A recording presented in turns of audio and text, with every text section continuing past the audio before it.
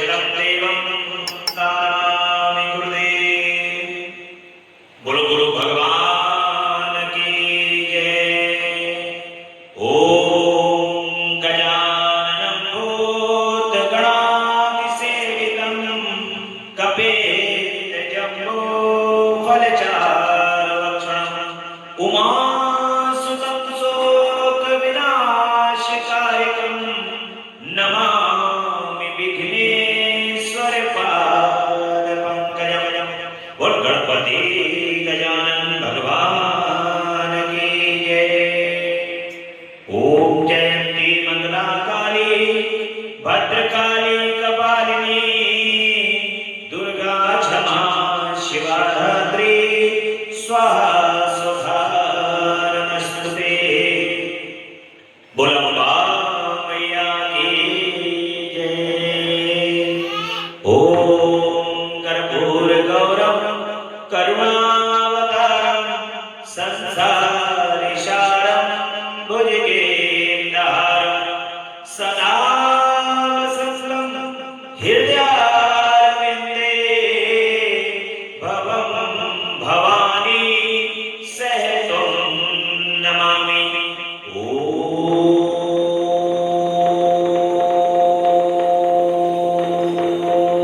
नमः शिवाय। ओम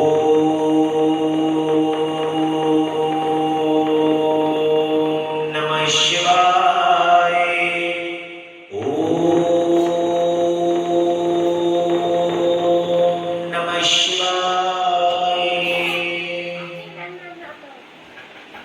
भगवान श्री गुरुदेव की असीम अनुकंपा से माता पिता के आशीर्वाद आप सभी भक्तों के भाग्य के कारण और जगदम्बा पराम्बा पराशक्ति आद्या शक्ति माता काली के श्री चरण कमल में बैठ करके आपको पुण्यमयी और अमृतमयी भगवान की श्री शिव पुराण की कथा को सुनने का आज 26वें दिन सुनने का सौभाग्य प्राप्त हुआ है। भगवान की कथा का कभी विश्राम नहीं होता। ये विश्राम तो पढ़ने वाले और सुनने वालों के लिए है, परंतु भगवान की जो कथा है उसका कभी विश्राम नहीं होता।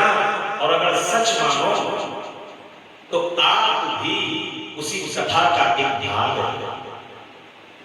भगवान आपको कथा में सम्मिलित किए रहते हैं और जितनी भगवान शिव और माता पार्वती कथा कर रहे हैं ना, तो उसके ड्रामे का जो पार्ट है वो आप भी। इसलिए कथा तो जो है वो निरंतर भगवान की चल रही है, उसी कथा का हम भाग हैं। और उस भाग के अंदर भाग लेते हुए एक भाग ये भी है कि हम कथा सुना रहे हैं और आप सुन रहे हैं। ये उसी का ही ये भाग है। और अब ये सौभाग्य हमें प्राप्त कैसे हो? ये सौभाग्य हमें अपने प्रारब्ध के कर्मों से इस जन्म के अंदर हमारे अंदर भगवान के श्री चरण कमल में भक्ति के जागृत होने से प्राप्त होता है। वो वही कर्म के कारण आपको भगवान की कथा को सुनने का सौभाग्य प्राप्त होगा। पहले दिन ही जब कथा हुई थी तो कथा के प्रारंभ में ही कहा था कि भगवान की कथा को श्रद्धा से भाव से सुनना। भगवान की कथा आप भगवान शिव की कथा है, इसको बड़े श्रद्धा से भाव से बड़े प्रेम से सुनो। बहुत बड़े संसाधनों का प्रयोग करके और परम सुख को प्राप्त करते हुए। ऐसा नहीं है कि वहां पर बहुत ज्यादा फल की प्राप्ति हो रही है। अगर श्रद्धा वहां भी उपस्थित नहीं है तो वहां भी कथा का फल प्राप्त नहीं हो सकता। लेकिन श्रद्धा और भाव यदि एक सुना रहा है और दूसरा सुन रहा है और आपके हृदय में भगवान के श्री चरण कमल के लिए प्रेम और श्रद्धा है, भाव है, उनकी कथा को सुनने की यदि उत्सुकता है तो आपको भगवान शिव पूर्ण रूप से से प्रसन्न होकर के इस कथा में अपना स्नेह प्रदान करना। आपको भगवान से प्रेम है तभी तो इस कथा को सुन रहे हो, और वो प्रेम किसी भी रूप में हो सकता है। प्रेम का एक कारण ये भी हो सकता है कि हे प्रभु, आप मेरे जो समस्त दुख हैं, समस्त क्लेश हैं, मेरे अंदर जो विकार हैं, उन सबको दूर करके निर्मलता प्रदान करते हुए मेरे जीवन को, मेरे भविष्य को उज्जवल बनाओ। परंतु इन सब देह को साथ रखते हुए, क्योंकि ये मनुष्य का एक अपना स्वार्थ है, उस स्वार्थ के वशीभूत होकर के ही सारा कार्य करता है। लेकिन सबसे बड़ा यदि उसका कोई स्वार्थ है तो वो है अपने प्रभु के श्री चरण कमल की भक्ति, अपने प्रभु के श्री चरण कमल के अंदर प्रेम है। और जब जो प्रेम में सुनता है तो प्रेम में सुनी हुई भगवान की कथा स्वतः ही आपको सब कुछ प्रदान कर देती है, परम आनंद प्रदान कर देती है।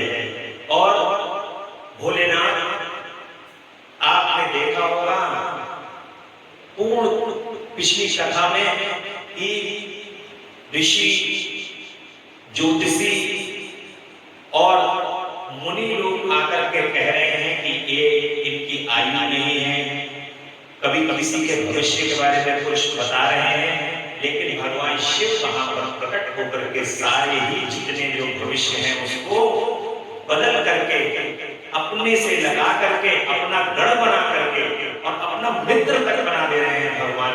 आपने इसको देखा और बड़ा निश्चल, निष्कपट, अहंकार विहीन होकर के भगवान की कथा को श्रवण करना चाहिए। और यही भगवान के श्री चरण कमल में बार-बार प्रार्थना करनी चाहिए कि प्रभु आप हमें बारंबार अपने श्री चरण कमल की महिमा को सुनने का अवसर करें। संसार से सब कुछ पुराना हो जाता है। यहाँ पर कोई वस्तु लेके आओगे, आज कोई वस्त्र लेके आए तो ये वस्त्र थोड़े दिन पहनोगे, उसके बाद पुराना हो जाता है। परंतु भगवान की कथा की महिमा ऐसी है कि ये जितनी बार सुनोगे उतनी बार एक नया रस हृदय में प्रकट होगा और उस रस से आनंद की प्राप्ति होगी। वही आनंद ब्रह्म परमात्मा शिव।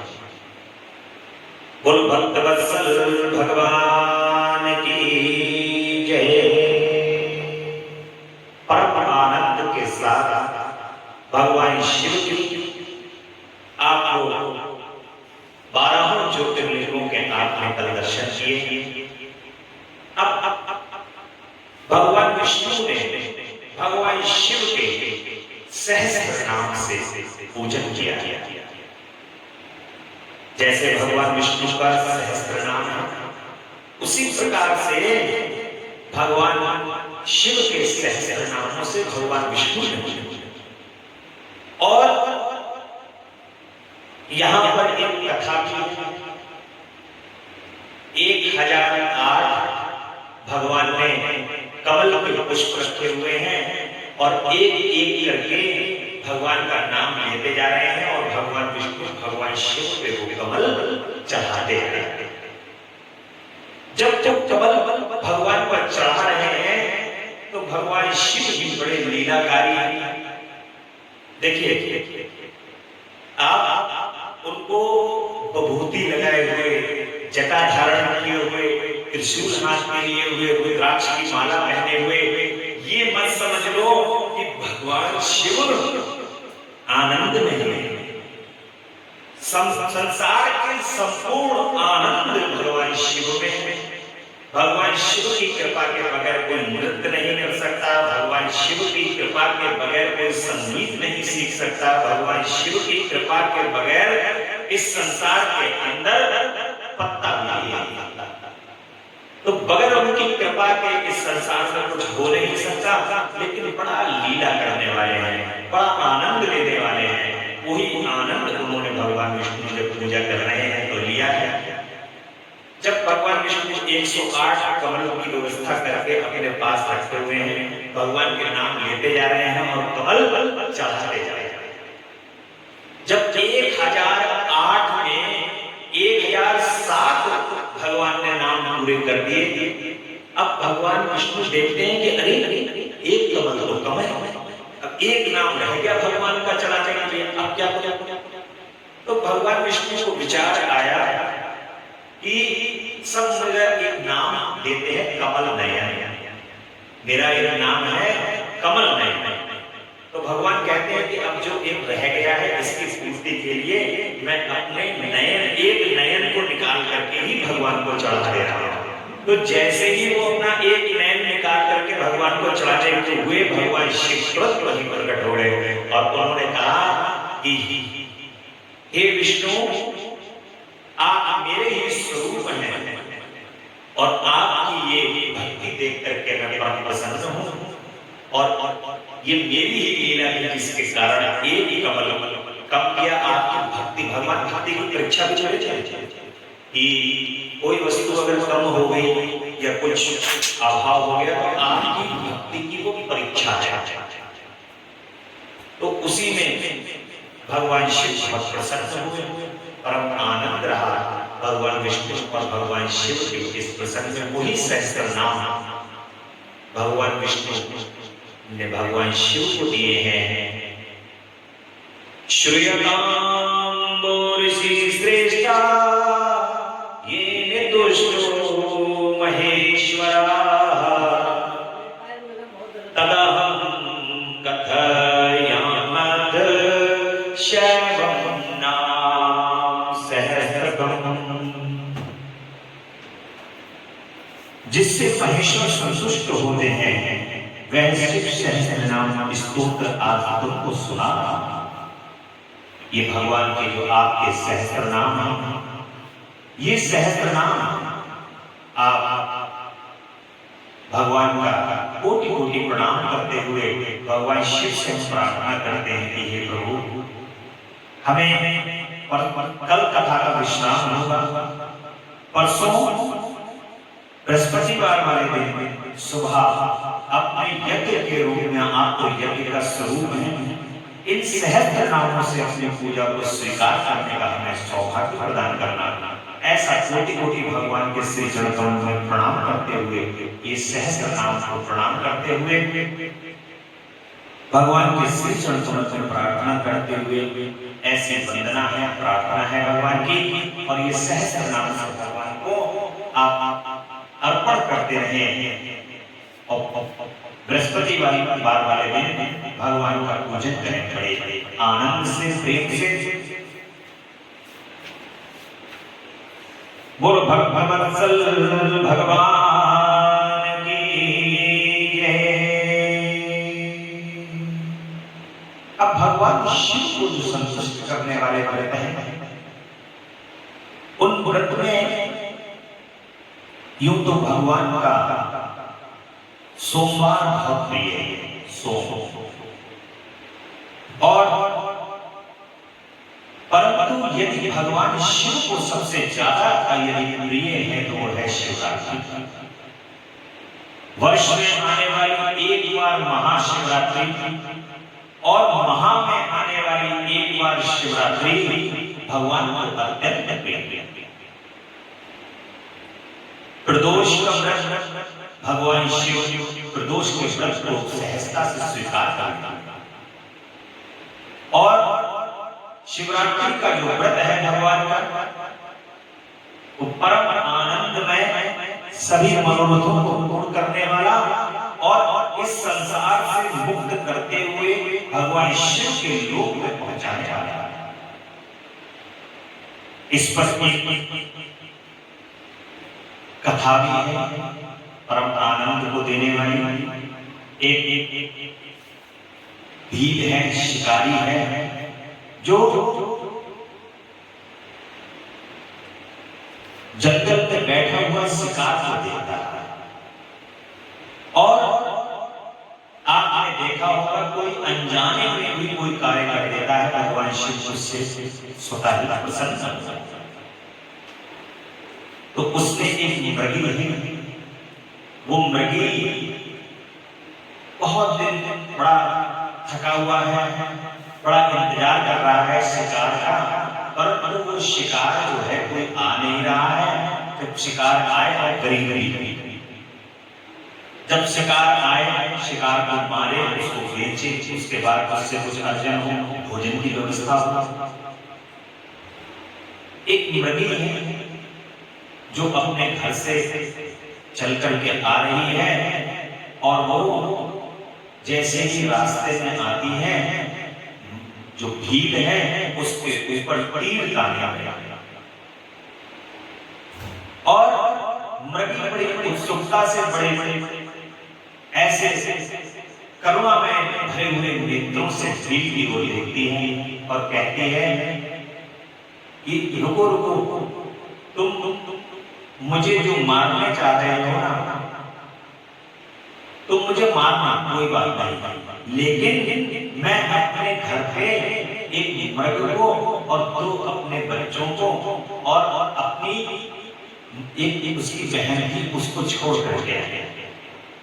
अगर तुम मुझे उनकी पालन पोषण की व्यवस्था करने का यदि तुम समय दे दोगे तो मैं पुनः आकर के तुम मुझे मार लेना और मेरा शिकार करना। इतने में भीड़ क्या होता है, जो शिकारी होता है वो एक बेलपत्र के पेड़ के नीचे,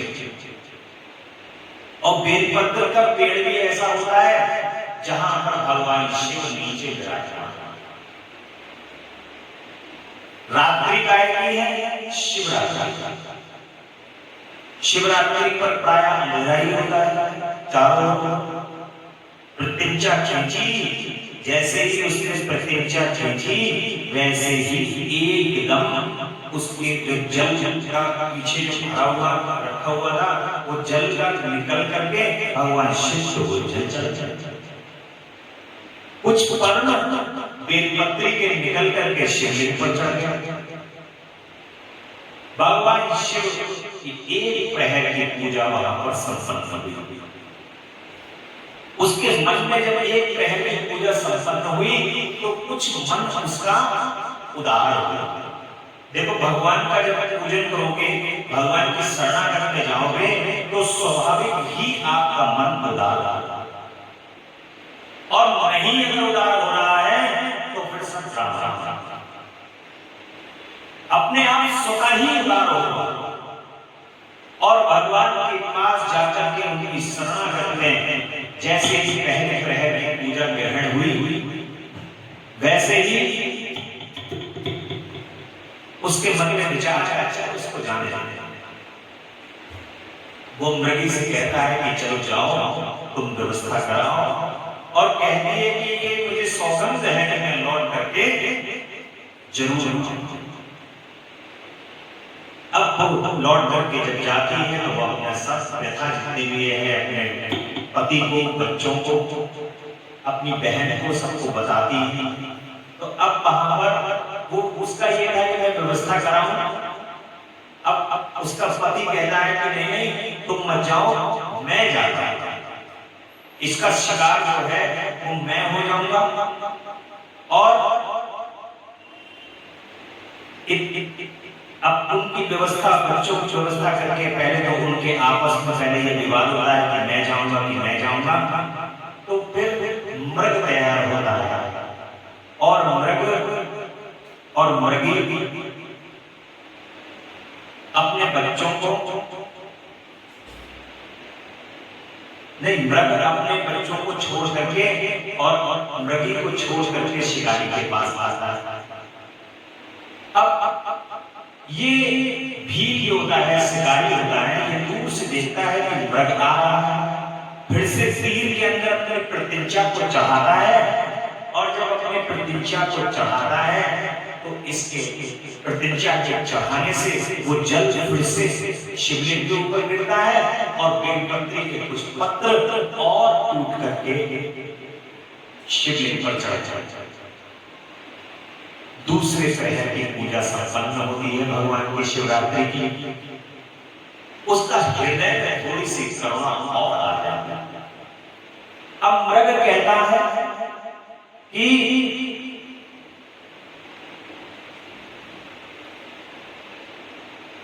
हे भी मेरे पीछे मेरी मैं मृगी है और मैं अपने परिवार में 2 बच्चों को और मृगी को छोड़ करके आया हूं। अगर तुम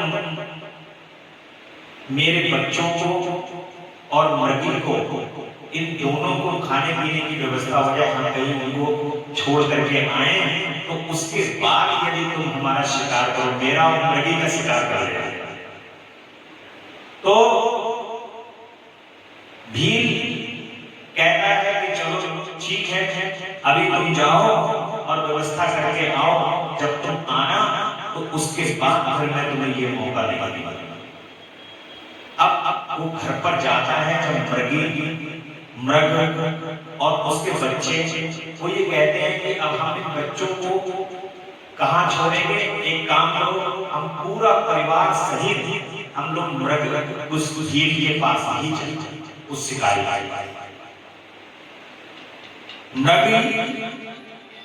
मृग और दोनों बच्चे, वो सभी एक साथ जब वो आते हुए जब वो देखता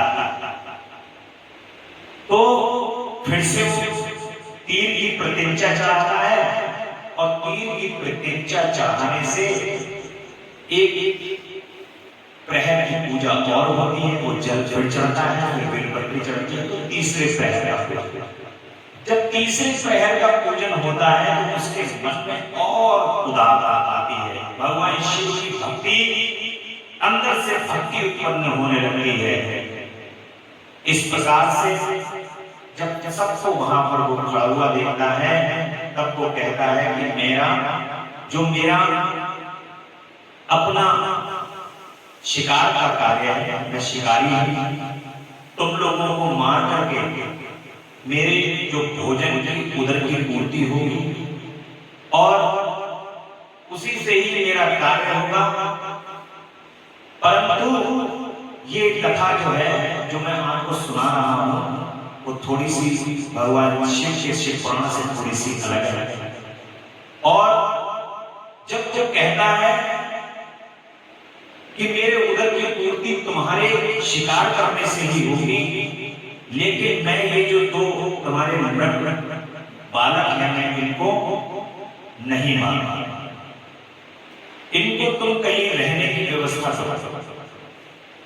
तब मृग और मृगी को फिर जाकर के वो अपने बालकों को छोड़ के आने की व्यवस्था करो। कहता ठीक है, हम जाएंगे, और जाने के बाद तुम्हारे इनको छोड़ करके आते हैं अपनी बहन के पास, वहां के बाद फिर आकर के हमारा शिकार कर जाएंगे। सोता वो जाता है, छोड़ करके आता है, वो दोनों फिर जब उनको छोड़ करके आते हैं तो अब उसको लगता है कि हाँ ये दोनों सोताई सारा कार्य कर आए। अब फिर प्रत्यंचा चढ़ाता है, जैसे ही वो प्रत्यंचा चढ़ाता है, जल गिरता है, बेलपत्री गिरती है, भगवान के चौथे प्रहर की पूजा भी वहां संपन्न हो जाती है, और भगवान शिव भील के सामने प्रकट होते हैं।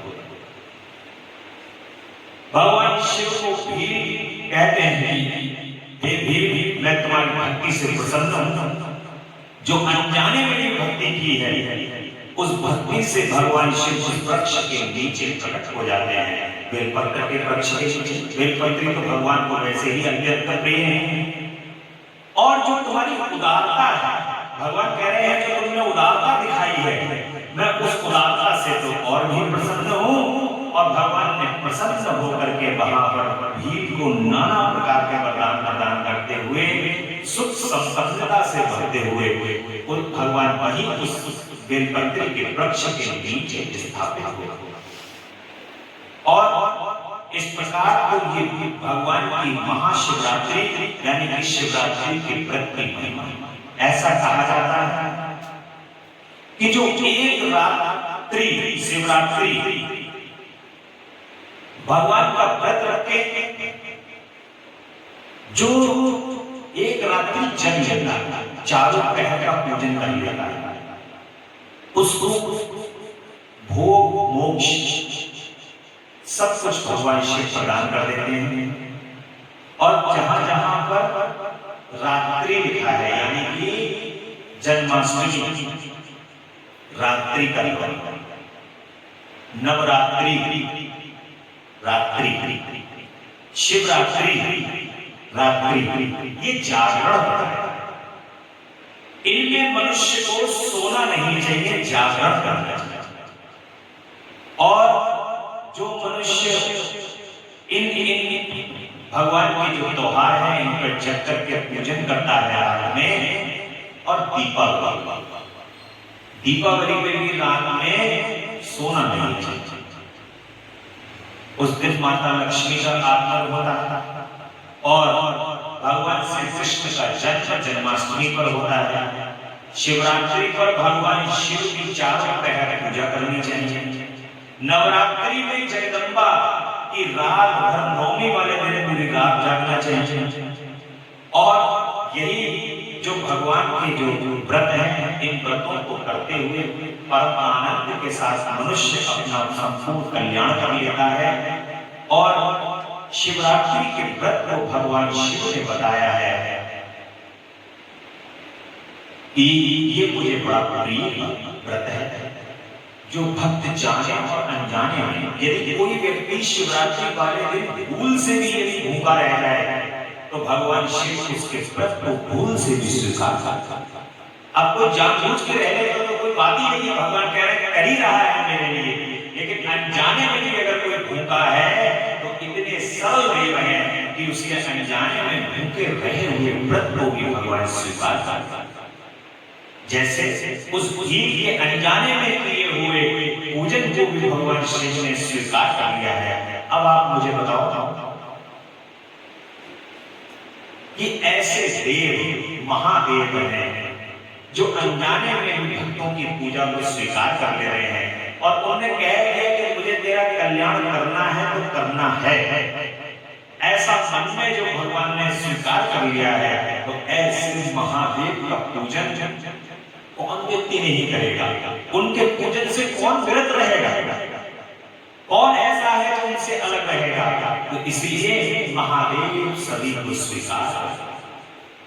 जब तक कोई भक्ति चाहे अपना मन, अपना हृदय चाहे कहीं भी करे, जब तक महादेव का पूजन नहीं करेगा उसको किसी भी अपने इष्ट की भक्ति प्राप्त हो ही नहीं सकती।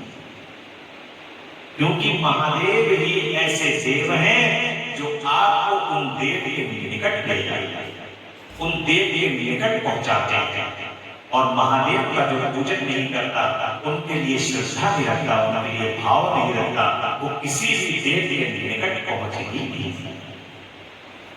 इसलिए अपने प्रभु के श्री चरण कमल में ध्यान रखते हुए रुद्र कहा जाता है भगवान को। उनका किसी से, रुद्र का मतलब है कि भगवान का किसी से कोई लेना देना नहीं है। तुम्हारे अंदर ना तो वो राग देख रहे हैं, ना द्वेष देख रहे हैं, ना ईर्ष्या देख रहे हैं, ना कुछ देख रहे हैं। जो बचा कुचा अहंकार है उसको खत्म कर देंगे, अहंकार विहीन कर देंगे।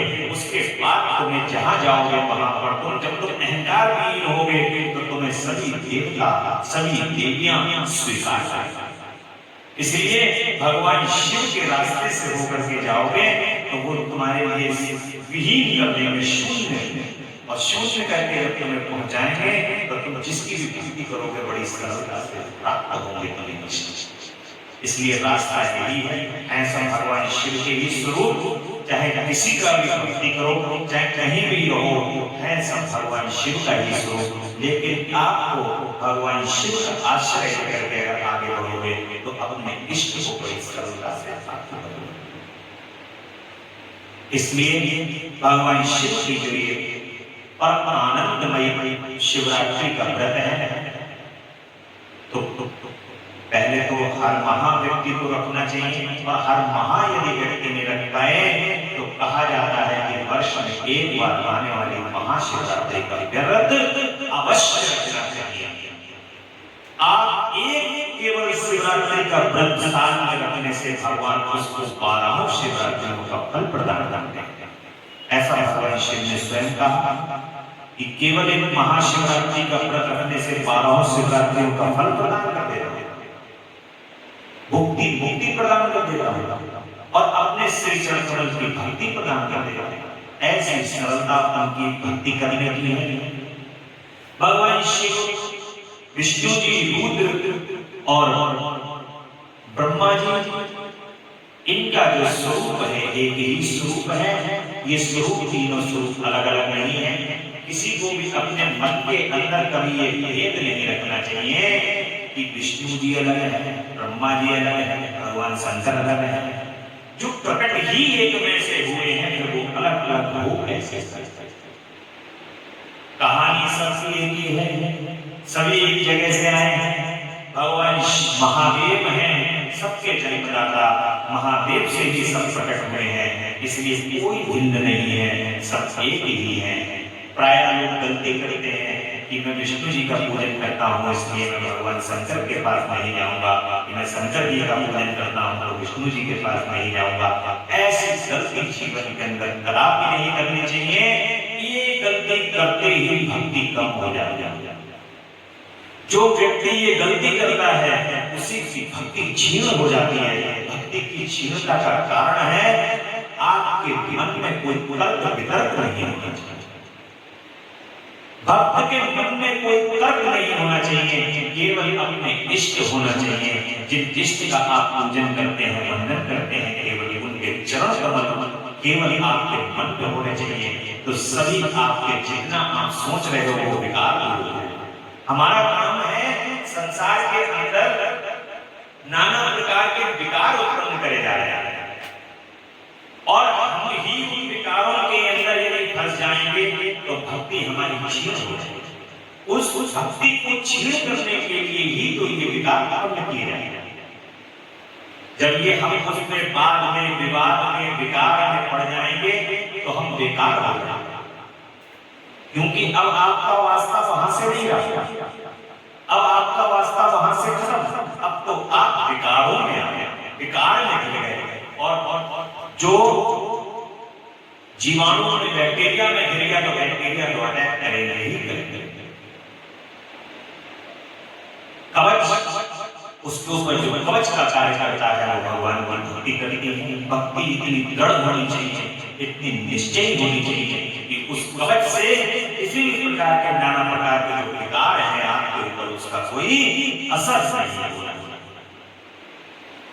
चंचल विषय व्यापक नहीं, लपटे रहते हो जब चंदन पर करोड़ों सांप लिपटे रहते हैं लेकिन चंचल पर उस विष का असर नहीं है, विशेष नहीं होते चंदन। तो इसलिए उनकी शीतलता को सर्प ग्रहण करता है। चंदन की जो शीतलता होती है उसको सर्प ग्रहण करता है, इसलिए लिपटा रहता है और हजारों फल मारता रहता है चंदन के वृक्ष में, परंतु चंचल विष व्यापक नहीं, लपटे रहते हो जब चंदन के ऊपर विष का असर नहीं होता। इसलिए चंचल की तरह अपने आप को बनाओ, भक्तिपूर्ण रहो। हजारों करोड़ों नाना प्रकार की बातें होंगी संसार में, नाना प्रकार की चीजों को देखने के लिए प्राप्त होगे, परंतु अपने मन को चंचल बनाया हो। वो विष जो फन है सांप को सर्प को मारने दो, विष को आप ग्रहण ही मत करो, चंचल बन जाओ। केवल सुगंध बिखेरो, केवल सुगंध ही सुगंध बिखेरो। चंदन केवल सुगंध देता है और जहां लगता है वहां शीतलता प्रदान करता है। तो चंदन जहां रहो वहां शीतलता प्रदान करो और सुगंधी प्रदान करो, ऐसी भक्ति होनी चाहिए। इसी को यही भगवान शिव को अत्यंत प्रिय भक्ति है, यही वो भक्ति को प्रिय मानते हैं। भगवान शिव की जो तत्व ज्ञान है वो आप पिछली कथा के अंदर भगवान शिव का पूर्ण रूप से तत्व ज्ञान प्राप्त कर चुके हैं। और बोल जगदम्बा रानी की जय। उमा सहिता में माता पार्वती का प्रसंग है, जगदम्बा का प्रसंग है। परम आनंदमयी, परम कृपामयी जगदम्बा है जो हमारे लिए भगवान शिव के बराबर में बैठ करके परम आनंद से हमारी भक्ति को पूर्ण कर माता के आश्रय से ही भगवान श्री हरि की भक्ति प्राप्त होती है, भगवान शिव की भक्ति प्राप्त होती है। यदि मां कृपा ना करे तो हमें वो भक्ति, वो आश्रय, वो श्री चरण कमल के दर्शन भी प्राप्त होता। बड़ी सहजता से जगदम्बा अपने भक्तों को भक्ति प्रदान करती हैं। उसी भक्ति को अपने हृदय में धारण करते हुए परम आनंद के साथ मां के पुण्य से लगे रहो।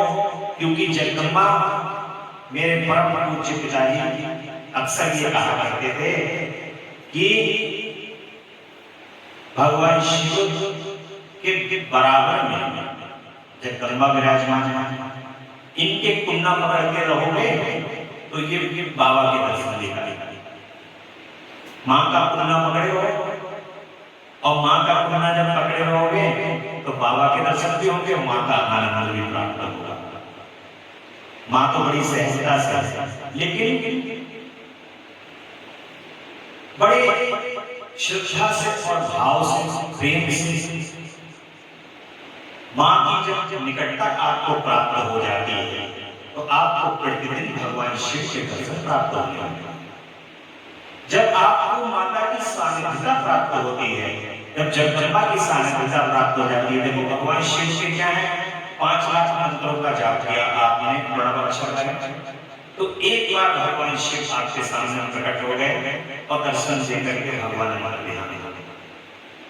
परंतु जब निकटता जगदम्बा की है, उनकी सानिध्यता है, तो उनकी सानिध्यता से प्रतिदिन आपको भगवान के दर्शन होंगे। भोलेनाथ, क्योंकि भोलेनाथ मां से दूर तो है नहीं, और मैया इतनी सरल है, जगदम्बा इतनी सरल है कि वो सरलता में जहां जो उनका बालक है उसको वो कभी छोड़ती नहीं। और मैया के साथ तो भोलेनाथ है, तो उनके दर्शन तो प्रतिदिन होने ही। एक कथा उनकी सच्ची घटना है जो मैंने सुनी है। श्री वृंदावन धाम में श्री राधा रानी और श्री बांके बिहारी जी भगवान श्री कृष्ण की रासलीला बताते थे कि रासलीला चलती थी। उस रासलीला में बरेली से संत लोग जाया करते थे दर्शन करने के लिए, तो पूरा एक मंडल बना हुआ था, 45 लोग। उस 40-45 लोगों में हमारे पूज्य पिताजी भी दर्शन करने जाया करते थे। तो कह रहे थे कि एक बार सखीगिरी पर्वत के ऊपर भगवान की रासलीला चल रही है, और रासलीला में पहले देखिए बड़ी आनंददायक रासलीलाएं चलती थी, बड़ा आनंद आता था, लोग देखते थे रासलीला भगवान। तो उस रासलीला में जब रासलीला खत्म हुई तो सब लोग अपना अपना कोई ना कोई भोग लेकर के भगवान को भोग लगाने के लिए पहुंचे रासलीला में। तो उन्होंने कहा कि जिस समय पर सबने अपना अपना भोग लगाया तो सबसे पहले लोग भगवान श्री कृष्ण को बुला रहे थे, राधा रानी को बुला रहे थे, खा रहे थे, वो भी खा रहे थे, दोनों आगे बैठ रहे थे। तो मात्र भक्त होने के कारण, जगदम्बा का भक्त होने के कारण उनके हृदय के अंदर आया खिलाओ पहले राधा रानी को खिला दिया। तो राधा रानी को जब जैसे ही उन्होंने खिलाया, फिर उसके बाद उन्होंने भगवान श्री कृष्ण को खिलाया, तो भगवान श्री कृष्ण ने अपना मुंह घुमा लिया। और जब भगवान श्री कृष्ण ने अपना मुंह घुमाया तो राधा रानी ने उनके जोर से चिट्ठी मारी, नोचा, और जैसे ही उन्होंने नोचा वैसे मुंह सीधा हुआ, बोले सीधे जो बर्फी का टुकड़ा था भगवान श्री कृष्ण के मुंह में चले। कहने को तो ये बात एक भक्ति से भरे हुए भक्त के लिए तो बहुत बड़ी है, लेकिन समाज के लिए ये बात कुछ नहीं होगी। लेकिन ये पूरा संकेत है कि जब राधे राधे जपोगे तो चले आएंगे, बिहारी जो चलते हो वो साथ। श्री राधा रानी जब कृपा करती हैं तो भगवान श्री कृष्ण प्राप्त हो जाते हैं, और जगदम्बा जब कृपा करती हैं तो साक्षात शिव प्राप्त हो जाते हैं।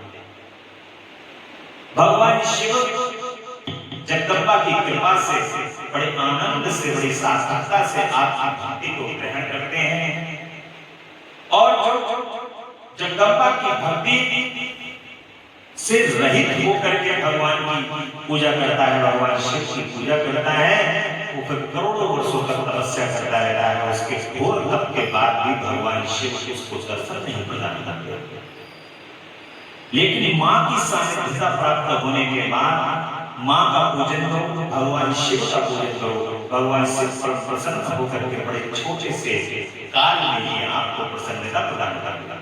ये माँ की कृपा, ये माँ का ममत्व है, ये उनकी कृपा है, ये उनकी ममता है जो भगवान शिव को प्रेरित कर रही है। देखो ना, इतने दिनों से तप कर रहा है, खरीदी जा रहे हो, तो ये माँ की कृपा। माता ऐसा प्रेरित करती है उनको, तो भगवान को ऐसा लगता है कि मानो कि ये अब जो यही सिफारिश कर रही है, तो चलो चलो चलो। तो इसलिए भोलेनाथ भी बड़े आनंद से हमें उनकी भक्ति प्राप्त हो जाती है, परम आनंद हो जाता है। तो ऐसी माता उमा है जिनकी कृपा का हम कोटि कोटि कोटि कोटि कोटि बार भी अपनी इस जिह्वा से वर्णन करें तो ये जिह्वा घिस जाएगी, परंतु माँ के जो उनकी कृपा है उसका वर्णन नहीं कर सकते। उनकी सानिध्यता का देखो आप, हम तो माँ के यहाँ पर हमारे परम पूज्य पिताजी की कृपा से उनकी भक्ति और उनके जीवन भर का जो तप है उसके कारण उन्होंने बड़ी सहजता से माता जी के हाथ में हमारा हाथ प्रदान कर दिया। तो हम दिन रात जगदम्बा के सानिध्यता में ही रहते हैं। तो हम उस चीज की जो सानिध्यता है, जो उनकी कृपा है, जो पिताजी की कृपा है, उनकी भक्ति से जो माँ का सानिध्यता प्राप्त हुई है, उससे हम अपने अनुभव से ये कह सकते हैं कि माँ परम आनंद को प्रदान करने वाली है। उनकी कृपा का आनंद जिस जैसा उनकी कृपा में आनंद है, वैसा इस संसार की किसी वस्तु में आनंद नहीं। माता के श्री चरण कमल की सेवा में जो आनंद है, वो आनंद तीनों लोकों में कहीं नहीं है। माता के स्वरूप में जो आनंद है, वो आनंद इस तीनों लोकों में नहीं है। उनके कार्य करने में जो आनंद है, वो आनंद और कहीं नहीं है। इसलिए जगदम्बा बड़ी सहजता से अपने कार्य को कराती है। अपने जो भी उन्होंने जिस प्रकार का भी संसाधन दे रखा है, जैसा साधन दे रखा है, उन साधनों से जैसा वो पूजा कराती है, लेकिन उसी के अंदर वो परम आनंद प्रदान करती है। नहीं जानते, नहीं वेद पढ़ते, समय को बिताते, नहीं तीर्थ जाते, पदों को दुखाते। न वेद पढ़ते हैं और न तीर्थ में जाते हैं, पर हे जगदम्बा अम्बा पराशक्ति, पहले तो आपके श्री चरण कमल की सानिध्यता को ग्रहण करते हैं। हम कहीं भी यहाँ से जाते हैं, किसी भी मंदिर के अंदर दर्शन करने के लिए, कहीं भी और अन्य क्षेत्र के अंदर, तो अपनी जगदम्बा से आज्ञा लेते हैं कि माँ आप साक्षात विराजित हो, वरना आप कहोगे कि हमें छोड़ के कहाँ जा रहा है। यानी साक्षात स्वरूपा माँ जब यहाँ विराजमान है तो फिर तुम और अन्यत्र कहाँ जा रहे हो। लेकिन जब माँ से कह के जाते हैं कि मैया हम जा रहे हैं, हमें वहां मिल जाइए, हमारे साथ रह करके वहां चलो माँ और वहीं हमें मिल जाना, तो बड़ी सहजता से माँ कहते हैं कि ठीक है, जाओ दर्शन करो आराम से और आनंद लो। बस यही सरलता होनी चाहिए माता के कार्य में, माता की भक्ति में। तो माँ परम सरल है। अब उनसे पूछो जिन्होंने तप किया है, जिन्होंने माता को साक्षात्कार प्रतिदिन साक्षात्कार किया है। बाबा रामकृष्ण परमहंस ने, जो कि प्रतिदिन माँ का साक्षात्कार किया करते हैं, ऐसा कौन सा दिवस है जब मां आकर के उनके हाथ पर ग्रहण नहीं करती थी। प्रतिदिन रासमणी महारानी जी जो थी, वो प्रतिदिन भोग बनाया और बाबा का जो भोग है वो भोग बन के आता था और लगता था। तो उनके मन के अंदर एक इच्छा जागृत हुई कि अपने हाथ से भोग बनाऊं। महारानी थी, उनके पास कितने सेवक सेविकाएं थी, परंतु अपने हृदय, देखो बात राजा महाराजा होना नहीं, बात ये है कि तुम्हारे मन के अंदर भाव क्या है। अगर भाव होगा तो भगवान हमारे भोग को ग्रहण करेंगे और भाव नहीं होगा तो ग्रहण नहीं। तो रासमणि जी ने बाबा से प्रार्थना की कि बाबा जगदम्बा भोग ग्रहण करने आनी है, हमें भी भोग ग्रहण करने का मौका दे दो। मैं खुद बनाऊंगी माँ का खाना और खुद बना करके भोग बना। बाबा ने भाव जाना कि इसके मन का जो भाव है वो वाकई में ऐसा है कि ये लगाएंगे तो बाबा ने आज्ञा दिया। रासमणि जी ने सब व्यवस्था करी, सारा सामान आया, सामान आकर के भोग बना। भोग बन के जब तैयार हुआ, खीर पूरी सब्जी सब तैयार हुई। इतने में ही एक जब तैयार हो रही है, अब भोग लगने का समय है, भोग मंदिर में भोग लगने का एक समय होना। तो उस समय पर बाबा ने कहा कि भोग भेजो, भोग तैयार है, पूड़ियां उतरने को रह गए। एक स्त्री आ जाती है, दो बच्चों को लेकर। उन्होंने दोनों बच्चों को अपने बैठाया। उन्होंने कहा अरे रासमणि जी देर हो रही है, बहुत देर हो मैं तुम्हारी घर में बेल रही हूँ और तुमसे। और उन्होंने जो है बेलना शुरू कर दी। रासमणि जी ने पूरी उतारना शुरू कर दी। पूरी उतार के पीछे एक छपरा था, छपरे के अंदर वो रखती रही। दोनों बच्चे पीछे बैठे हुए थे। सब उन्होंने जितनी भी पूरी उतारी सब पूरी खा ली, सारी सब्जी खा ली, सारी पूरियां खा ली। और तो भैया उसके बाद जैसे ही उन्होंने पलट के देखा कि पुण्य की चलो भैया उतर गई, इतनी माता जी को भोग लग जाएगा, उतनी पूरी तो उतर गई आराम से, चलो एक काम करो भोग लगाओ। और जैसे निकाला थाली लगाई भोग लगाने के लिए, तो सब तो पूरे बर्तन बार थाली फिर पीछे। अब वो अम्मा जो आई थी काम कराने के लिए, उनने कहा अरे ये दोनों नाक कटा देते हैं हर जगह, जहां ले जाती हूँ वहां नाक कटा देते हैं, और यहाँ भी उन्हें गोली करा जा सकते हैं, सब खा गए। अब उन्हें मार दी ले जाए। इतने में बाबा आए। बाबा को जगदम्बा को पहचानते, माँ ने आकर के अपना पूरा विराट स्वरूप उसके दरवाजे पर दिखाया। ऐसा विराट स्वरूप माँ ने दिखाया कि उस विराट स्वरूप में जगदम्बा इतना बड़ा सिर, आसमान से छूटा हुआ उनका सिर है, इतने मोटे मोटे तो उनके चरण कमल है। और वो दोनों जो बालक हैं वो दोनों बालक उनके सीने से चिपटे हुए हैं। और माता जी के इतने बड़े बड़े हाथ हैं। वो दर्शन करके रासमणि जी को बेहोश हो गई। माता जी के दर्शन करके बाबा ने उनके चरण कमल में प्रणाम करते हुए बारंबार रासमणि जी को जब होश आया तो उनको बताया कि तुम्हारे भोग को तो तुमने बड़ी प्रसन्नता से तैयार किया था, तो माता ने आकर के यही ग्रहण कर लिया। और जगदम्बा के इस स्वरूप को जो तुमने वहां पे कहा कि मां ग्रहण करो, तो उन्होंने उसी समय उसको स्वीकार किया और उसको ग्रहण। देखो मां के लिए यदि आपने जो भी कहा, जो संकल्प लिया, वो संकल्प को उसी समय ग्रहण कर लेती है जिस समय तुम कहते हो। जैसे मन से कहते हो, तुमने मन के भाव से कहा कि मां आपका मैं भोग लगा, तो मां उसी समय उस भोग को ग्रहण कर लेती है। अब तुम्हें क्या करना है, बस ला करके रखना है, लेकिन भाव उसी समय पहुंच गया। जब प्रकट हुआ भाव, तो वो भाव मां के शरीर में समझ पहुंच जाता। ऐसी परम आनंदमयी मां, परम आनंदा है। और उन मां की जितनी कृपा का वर्णन किया जाए, वो तीनों लोकों में उस कृपा का कोई वर्णन नहीं है।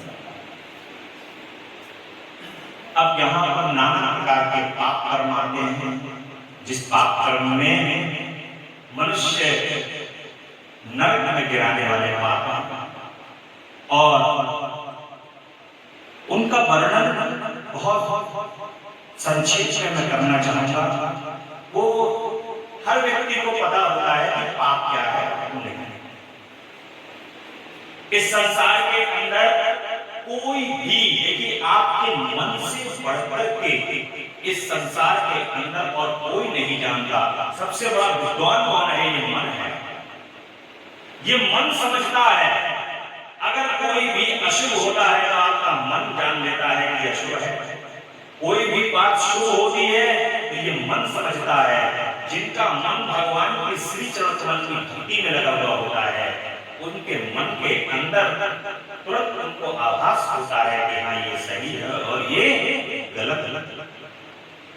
इसलिए भगवान के जो पाप कर्म है, जो आपने अपने जीवन के अंदर जो पाप कर्म करते हो, वो आपका मन तुरंत उस पाप कर्म को रीड करेगा, पढ़ लेगा कि मैंने ये पाप कर दिया। आपसे ज्यादा ज्ञानी और कौन हो सकता है? आपसे ज्यादा समझदार और कौन हो सकता है जो इस बात को नहीं जानता हो? ऐसे पाप को देखने के लिए जो शास्त्रार्थ होते हैं, जिनके लिए आपको ज्ञान नहीं है, वो तो बहुत ऊंचे लेवल के पाप हो गए। वो तो आपको पता ही नहीं है कि उसमें क्या हो रहा है, क्या नहीं हो रहा, और वो हो ही जाएंगे सुना। परंतु जो दैनिक जीवन कर्म के अंदर पाप हैं, हर व्यक्ति को पता होता है कि मैं वो पाप कर रहा हूं। और मन से, वचन से और शरीर से, ये 3 प्रकार के पाप कहे गए हैं।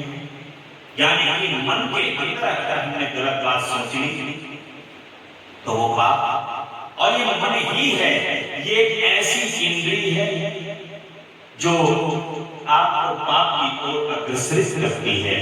यानी कि मन आपको भगाता हुआ ले जाता है, घोड़े घोड़े भागता है और उस जगह पर ले जाकर के आपको पाप मारा करके छोड़ता है।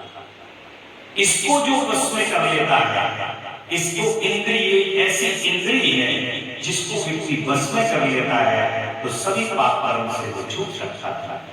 और इसको वश में करने का यदि कोई साधन है तो भगवान की भक्ति। भगवान की भक्ति से ये पाप कर्म छूट सकते हैं, वरना अन्यत्र और कोई माध्यम ऐसा नहीं है। पुण्य करोगे तो पुण्य करने के लिए पाप का क्षय होगा, पुण्य कर्म करोगे पाप का क्षय होगा, ये तो बात बिल्कुल तय है। तो पुण्य भी करना अति आवश्यक है, जिससे पाप क्षय हो। परंतु न्यूट्रल कब होगे? न्यूट्रल तभी हो सकते हो जब भगवान कहते नहीं है भक्ति करो तो मुक्ति।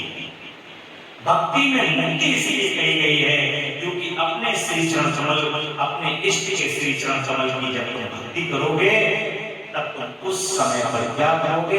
कुछ अन्यत्र और कुछ नहीं सोचोगे। उनके श्री चरण कमल की सेवा, उनकी भक्ति, उनके बारे में बस केवल वही सोचोगे, उसके अतिरिक्त कुछ और सोचोगे। सारा कार्य उनका समझ करके करोगे। जो कार्य, जिस कार्य स्थल पर तुम बैठे हुए हो, तुम सोचोगे कि प्रभु तेरा तुझको अर्पण क्या लागे मेरा, जो आपका है वो आपके लिए अर्पण है। जो कार्य कर रहा हूं ये भी आपने मुझे कार्य करने के लिए दिया हुआ।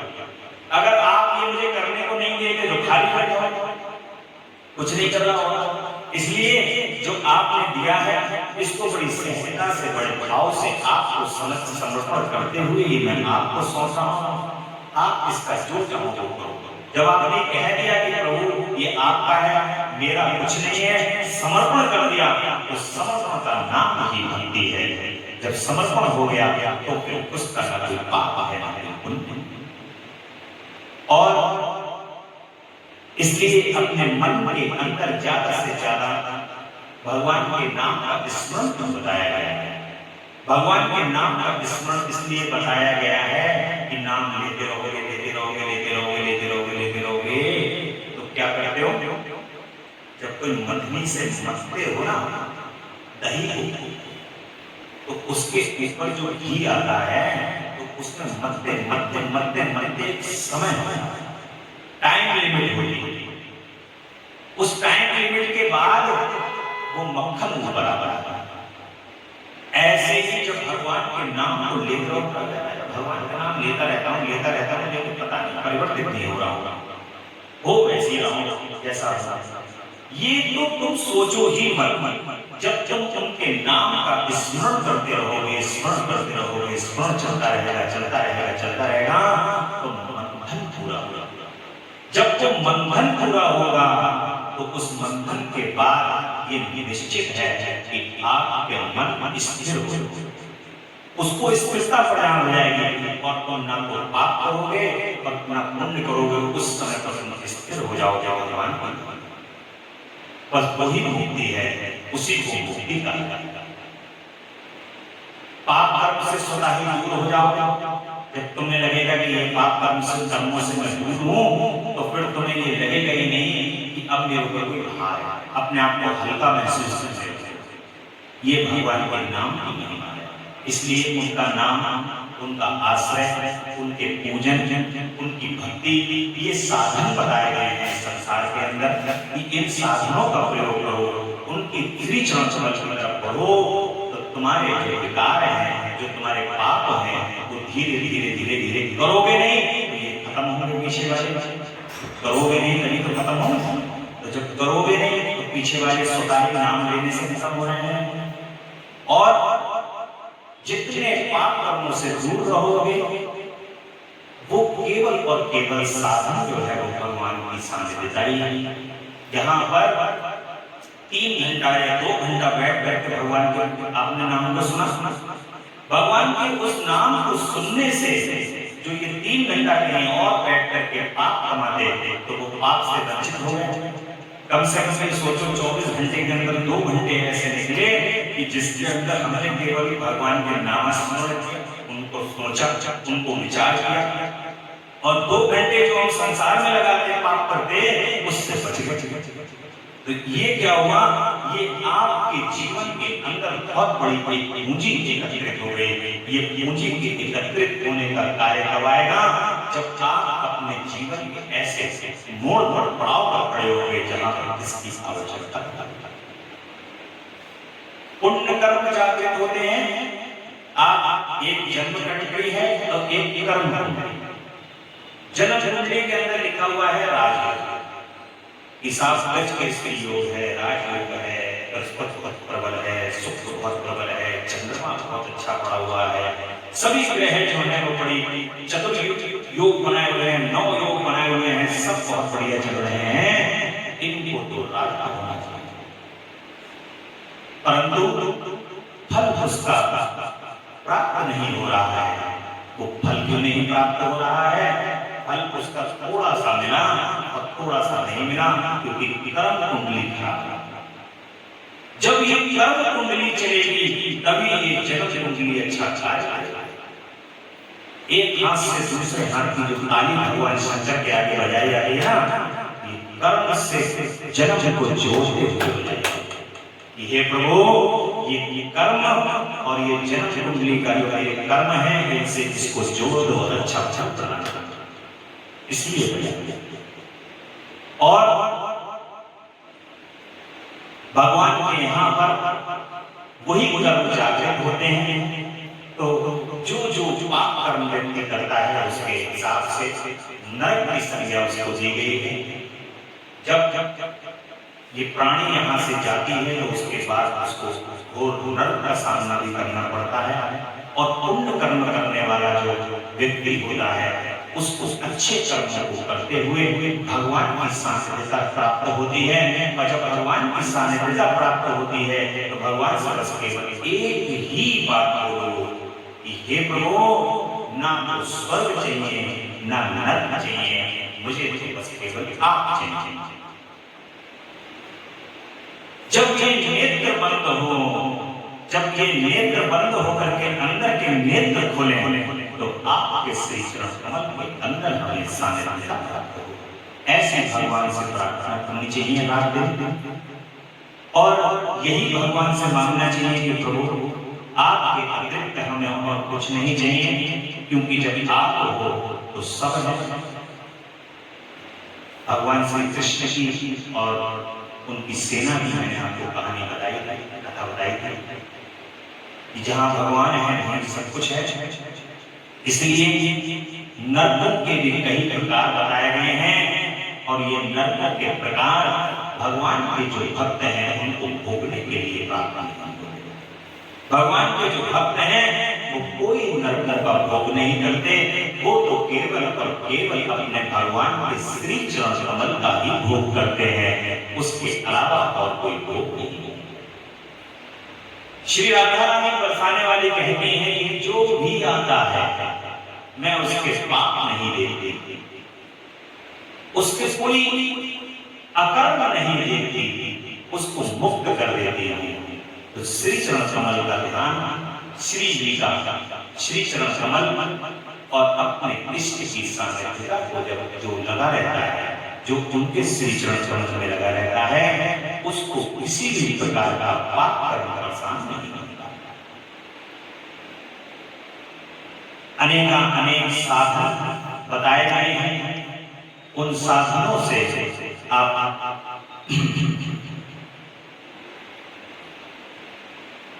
मुक्ति प्रदान कर सकते हैं, प्राप्त कर सकते हैं। यहाँ दान बताए गए हैं नाना प्रकार के,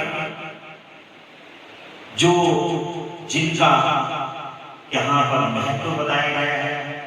देखिए सबसे बड़ा यदि इस संसार के अंदर दान है तो वो दान है, अगर वस्तु के हिसाब से यदि आप देखो तो वो दान है अन्नदान।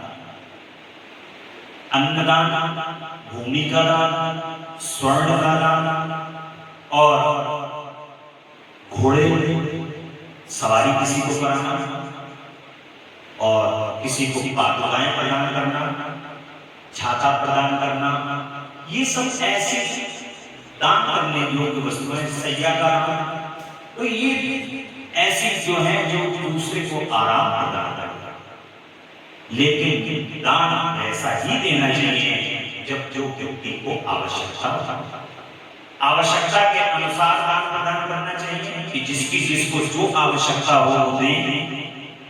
और सबसे बड़ा यदि इस संसार के अंदर कोई दान है तो वो है अन्न का, जिससे उदर की पूर्ति होती है। जल का दान, जलाशय बनाते हैं लोग, अन्न के लिए भोजन की व्यवस्था करते हैं दूसरों के लिए, गरीबों के लिए कि ये भोजन खाए, तृप्ति प्रदान करें।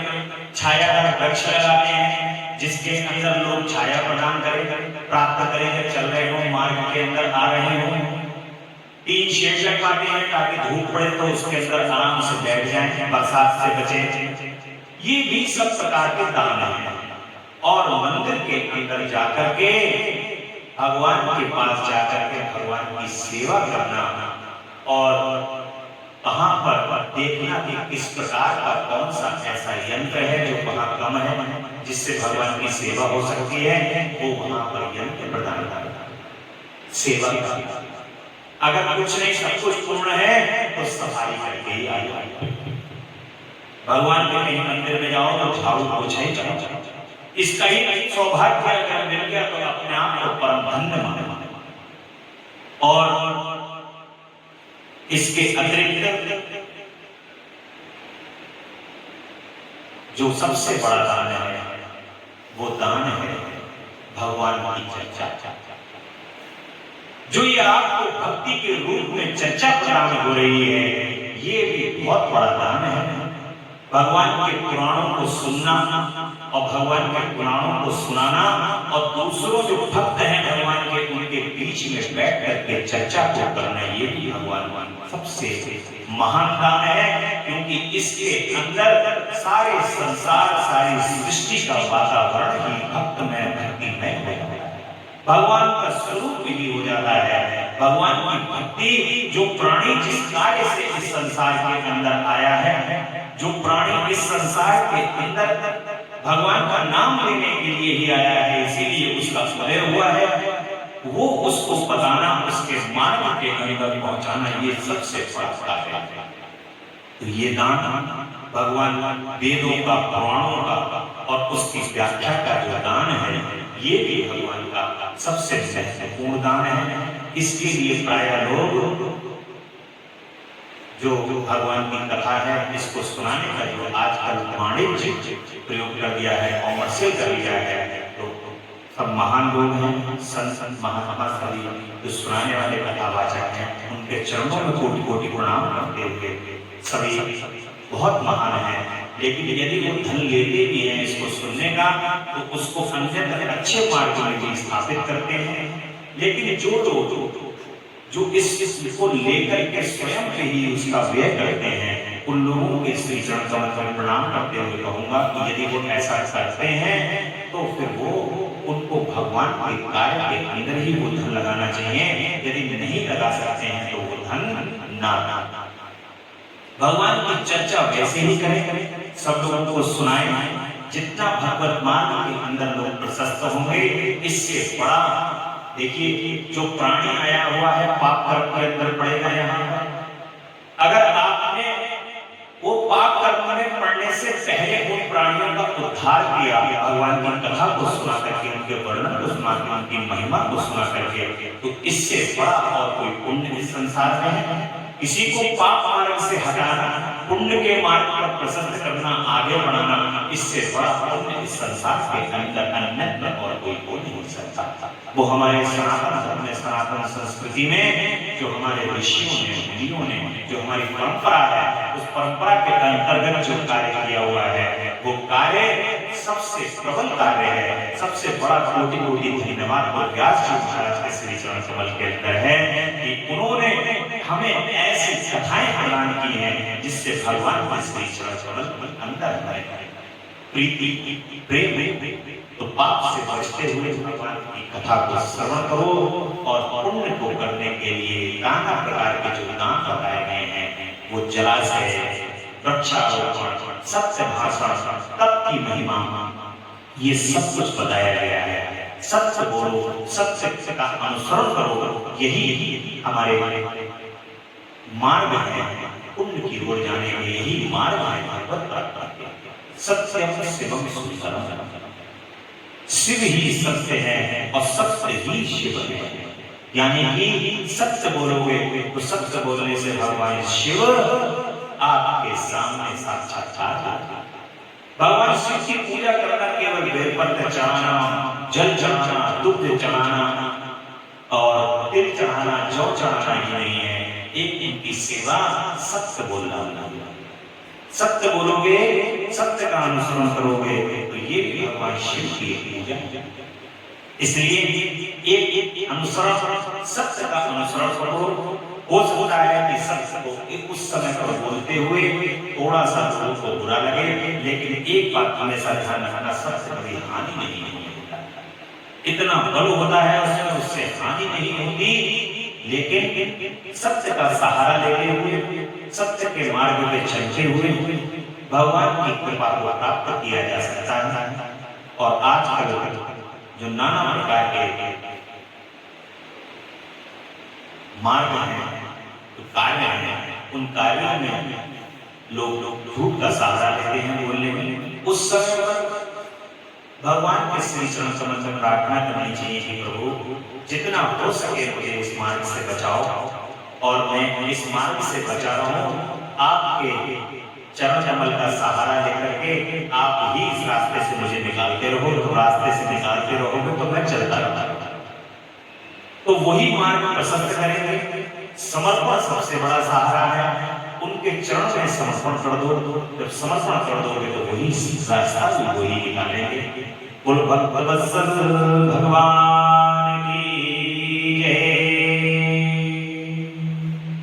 भगवान शिव माता पार्वती को मृत्यु काल में निकट आने वाले लक्षणों का वर्णन किया। ये सब नर और स्वर्ग भोगने के बाद लक्षण उत्पन्न होते हैं। वो सभी लक्षण प्राय ऐसे होते हैं जिनको मनुष्य अपने जीवन के अंदर आयु के अनुसार अनुभव करता है। मैंने कहा आपसे कि मन से बड़ा कोई ज्ञाता नहीं, ये सबसे बड़ा ज्ञानी है।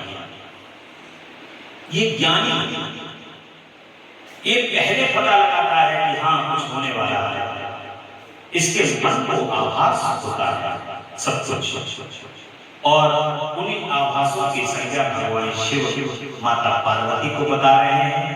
तो उसमें नाना प्रकार के लक्षण बताए गए हैं। ज्ञानियों को और जो भगवान के भक्त होते हैं, जो भगवान की भक्ति से परिपूर्ण होते हैं, उनको तो केवल भगवान के ही लक्षण दिखाई देते हैं। जैसे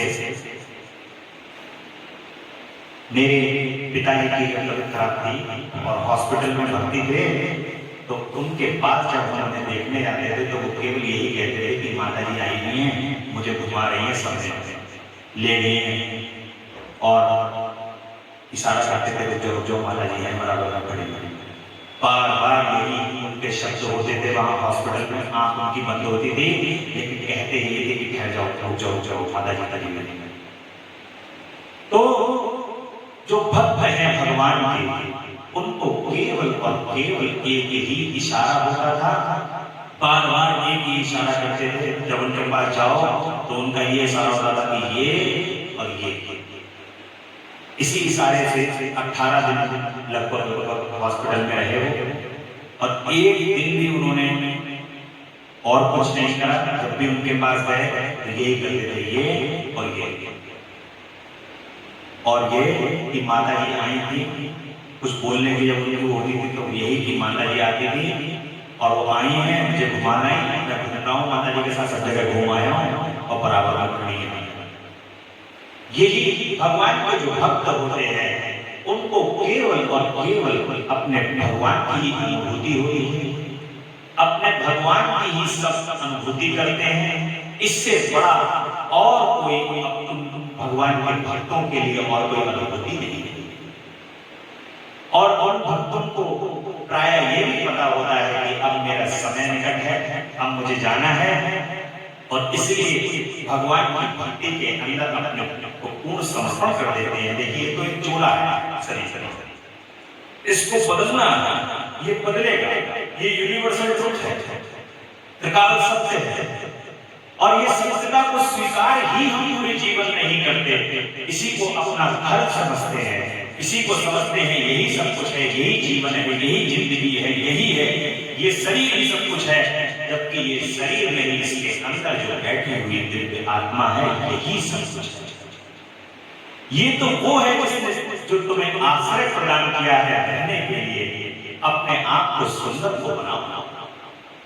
ये आश्रय, ये माध्यम तुम्हें इसलिए प्रदान किया गया कि तुम इस माध्यम से भगवान की भक्ति को प्राप्त कर लोगे, भगवान की सानिध्यता को प्राप्त कर लोगे, उनके नाम को स्मरण करके मुक्त हो जाओगे। जो इसके अंदर दिव्य आत्मा स्थापित भगवान ने करके दी है, इस आत्मा को परमात्मा में विलीन कर दोगे। ये एक मौका, परंतु तुमने इसको अपना सर्वोपरि समझ लिया, कहा कि ये मैं ही हूं, इसको मैं कर दिया।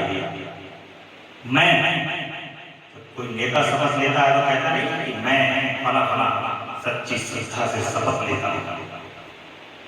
तो ये मैं जो है अंदर, यही आपको कुछ नहीं करने देता, जिसके कारण आप पूरे जीवन भर इसी को समझते हो कि यही सब कुछ है। और जब इसमें से जो असली चीज है वो निकल जाती है, तो फिर इसको कोई 4 घंटे भी नहीं लगता, 8 घंटे भी नहीं लगता। इसलिए सत्य है, इस सत्य से कभी इंसान को, मनुष्य को विरक्त नहीं होना चाहिए। ये विरक्तता उसके जीवन के अंदर केवल उसको एक शब्द बात हमेशा ध्यान रखनी चाहिए कि जो परब्रह्म परमात्मा है वो मेरे अंदर सभी विकारों को दूर करेंगे और मैं उनका होगा। जब आप किसी अच्छे के निकट जाते हो, सत्पुरुष के किसी निकट जाते हो, तो उसके पास आप क्या ग्रहण करते हो? अवगुण थोड़ी ना ग्रहण करते हो, उसके गुण ही तो ग्रहण करते हो। सत्पुरुष के पास जाओगे तो क्या ग्रहण करोगे? गुण गुण। और दुर्गुण किसके पास ग्रहण करोगे? अवगुणी के पास जाओगे तो उसके अवगुण ग्रहण करोगे। जिसके पास जो होगा वही तो ग्रहण करोगे। जिसपे अवगुण नहीं है उसके अवगुण ग्रहण कर नहीं सकते, और जिसपे सत्गुण है नहीं तो उसके सद्गुण नहीं ग्रहण कर सकते। और ऐसे ही परब्रह्म के पास जब जाओगे, भगवान की जब निकटता करोगे, तो उनके अंदर तो शीतलता है, सरलता है। जब जैसे जैसे जैसे जैसे जैसे जैसे जैसे उनके निकट उनकी भक्ति करके उनके पास उनके मार्ग में पहुंचोगे, वैसे वैसे वैसे वैसे तुम्हारा मन प्रशस्त होता चला जाएगा और एक समय पर ये होगा कि अब तो मुझे किसी बात का कोई भय नहीं है। मृत्यु का भय क्यों लगता है? मृत्यु का भय क्यों सताता है? वो इसलिए सताता है कि जब तक हम अपने प्रभु से निकट गए और संसार के अंदर हमारा मोह जाग जाता है कि ये अरे ये छूट गया तो क्या होगा, अरे छूट गया तो क्या होगा। लेकिन एक दिन को छूटी जाना है, तुम राजी राजी नहीं हो, जबरदस्ती छूटेगा। छूटना तो है ही एक प्रकार सत्य है और उस सत्य को हम कभी पूरे जीवन पर समझते ही नहीं।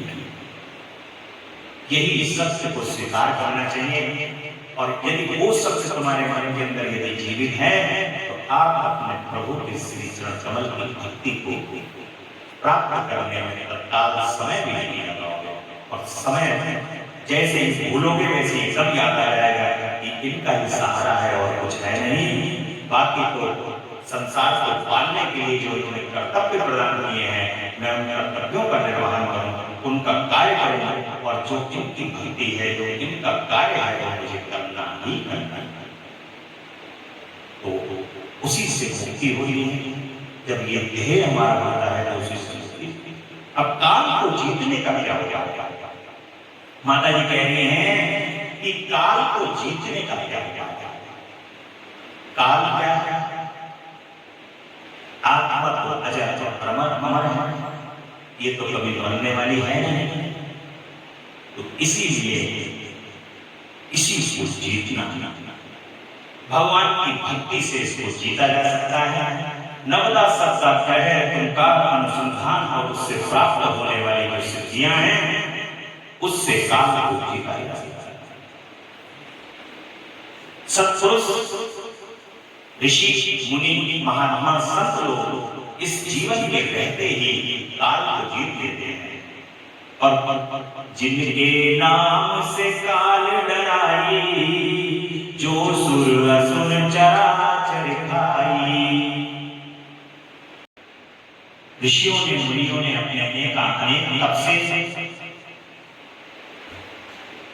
काल को जीता। आपने देखा होगा कि कंदराओं में 4,500 5,000 साल पुराने आज भी ऋषि मुनि हैं जो हिमालय वाले चोटियों के ऊपर बढ़ सकते हैं। गुफाओं के अंदर ऋषि हैं, हमारे मुनि हैं, तपस्वी जो जीव को टेढ़ा करके अंदर टेढ़ा करे हुए हैं और तपस्या कर रहे हैं, अपने को स्थापित किए हुए हैं भगवान से, भगवान के साथ सामिप्य हैं इसी शरीर के माध्यम से। 7 चिरंजीवियों को आपने सुना ही नहीं, वो भगवान के परम आशीर्वाद से उनको प्राप्त हुए हैं। अब माता जी के जो अवतार हुए हैं, उन अवतार में माता जी का जो अवतार है वो है माता कालिका। माता कालिका का अवतार हुआ है और मधुकैटभ का वध किया है माता जी ने। आपने दक्ष कथा के अंदर सुनाई है कि जो दक्ष की पुत्री है माता सती, वही काली है। उसी मुनि का नाम उमा भी है, वही काली है। उमा रमा ब्रह्माणी जय जय, राधा सीता रुक्मणी जय जय, काल विनाशिनी काली जय जय, दुर्गति नाशिनी दुर्गा जय जय। मां का जो काली का अवतार है वो परम सौम्य है, परम दयामय है। लोग प्रायः माता जी का जो अवतार है माता काली का, उसको भयंकर समझते हैं स्वरूप को, लेकिन बड़ा सौम्य स्वरूप है जगदम्बा का। जो माता सती है ना, वही तो जगदम्बा काली। और मां का जो स्वरूप है वो परम आनंद को प्रदान करता है। माता की पहचान कैसे होती है? माता की पहचान सदैव के चरण। मां जब भी दर्शन प्रदान करेंगी, उनके चरण कमल देख लो तो आपको पता चल जाएगा कि ये जगदम्बा। और परम सौम्य, परम आनंदमयी भक्तों को दर्शन देती हैं जब, तो भक्त अपनी सुख को भूल करके मां के श्री चरण कमल के ही हो जाते हैं। अन्यत्र उनको और कहीं मजा नहीं आता, अच्छा नहीं लगता, बुद्धि नहीं लगती और मां के ही हो जाते हैं। ऐसी जगदम्बा कालिका है, माता काली है और इनका जो अवतार हुआ है वो दक्ष के यहाँ पर हुआ। दक्ष के यहाँ पर माता ने अवतार लिया एक घोर तपस्या से। लोग प्राय समझते हैं कि काली जी जो है वो कोई तंत्र विद्या वाली देवी है, तंत्र मंत्र वाली है। ये विचार अपने मन से पूर्णतः लोगों को निकाल देना चाहिए। माँ तो बहुत दयावान है, बहुत कृपावान है। आप मुझे एक बात बता दो कि घर में माता जी की पूजा करने का सर, माता जी की पूजा करके हम जैसा खा रहे हैं, जैसी पूजा कर रहे हैं, जैसे साथ में रह रहे हैं, जैसा भोग लगा रहे हैं, इनसे और सरल कौन हो सकता है। उसको स्वतः ही इतने वर्षों से 48 वर्ष होने जा रहे हैं, माता जी हमारे साथ में रह करके उसको स्वतः ही बड़े आराम से आनंद से ग्रहण करती हैं और अपने भोजन में से हमें भोजन कराती हैं। माता का जो भोजन होता है उस भोजन से हम भोजन करते हैं, हम तृप्त होते हैं। इससे बड़ी माता की कृपा का प्रमाण और क्या हो सकता है। कौन कह सकता है कि माता जो है वो तंत्र है, मंत्र है, जंत्र है। जो कोई ये कहता है ये सब यथार्थ रूप में झूठ है, असत्य है और इससे विरुद्ध और इससे गलत बात को संसार को। इसलिए माँ बहुत सरल है, बहुत सहज है, भक्तों के साथ रहने वाली है, उत्सवा है, उत्सव में रहने वाली है, आनंदा है, आनंद में रहने वाली है, परम आनंद प्रदान करने वाली है। बोल भगवत्सला मैया की जय, जगदम्बा की जय। माता जी ने अगला जो अवतार लिया है वो महालक्ष्मी के रूप में लिया है और महालक्ष्मी के रूप में सभी देवताओं के तेज से प्रकट हुई है। सभी देवताओं ने अपना अपना तेज प्रदान किया है, तो वो एक पुंज बन गया। उस तेज पुंज का नाम महालक्ष्मी रखा गया और सबने अपने अपने आयुध माता जी को प्रदान किए हैं, अपने अपने अस्त्र शस्त्र प्रदान किए हैं। तो इसलिए ओम इंद्र की स्तुति कर रहे हैं माता की। ओमकार भ्राभा कटाक्ष छैरि कुल भैदा मौलि वंदे दुरेखा शंख चक्रम कृपाणम त्रिशिखमपि करैरुहन्त्री त्रिनेत्रा सिंह स्कंधाधिरुणा शंख चक्रम कृपाणम त्रिशिखमपि करैरुहन्त्री त्रिनेत्रा सिंह स्कंधाधिरुणा प्रभुवनखिलं तेजसा पूरयन्ती ध्यायेत् दुर्गा जयाख्यां त्रिदश परिवटां सेवितां सिद्धिकां। बारंबार इंद्र जो है स्तुति कर रहे हैं मां, और सभी देवताओं ने अपने अपने अस्त्र शस्त्र निकाल करके दे दिए हैं कि मां ये हमारे अस्त्र शस्त्र ग्रहण कर लो, अपने पास रखो, क्योंकto ये आप शक्ति प्रदान करती हो तभी ये अस्त्र शस्त्र चलते हैं आपकी शक्ति से। माता जी प्रकट होती हैं और जगदम्बा जो है वो महिषासुर का वध करती है। महिषासुर मर्दिनी महिषासुर का वध करती हैं। सब आयुधों को लेकर के देवताओं के काज को पूरा करती हैं और माता उमा के ही शरीर से सरस्वती का आविर्भाव हुआ।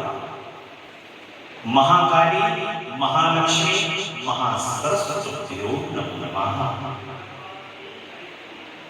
तीनों देवियां जगदम्बा उमा से ही प्रकट हुई हैं और उमा कौन है? साक्षात जगदम्बा है, पराअंबा पराशक्ति आद्या शक्ति हैं, जो शिव की ही रूप में और वो दोनों में भक्त हुई हैं। अर्धनारीश्वर में भगवान शिव, एक तरफ उमा, दोनों को मिलकर के ही भगवान शिव और दोनों उमा मिलकर के ही शिव हैं, शक्ति हैं, लिंग रूप में हैं। ये दोनों ही मिलकर के महादेव हैं, महाशक्ति हैं। और इसलिए जगदम्बा उमा से ही ये तीनों शक्तियों का प्रादुर्भाव है और लक्ष्मी जी का आविर्भाव होता है। शुंभ निशुंभ का वध करती हैं मां, और धूम्रलोचन, चंचमुंड, रक्तबीज, ये सब जगदम्बा ने ही इनका वध किया है। और शुंभ निशुंभ का भी संहार माता जी ने ही किया है। एक कथा भी है, बड़े आनंद के साथ इस कथा को भक्त सुनते हैं कि शुंभ निशुंभ को किस तरीके से माता जी ने वध किया है। उनका देवताओं के ऊपर घोर संकट आ गया जब ये शुंभ निशुंभ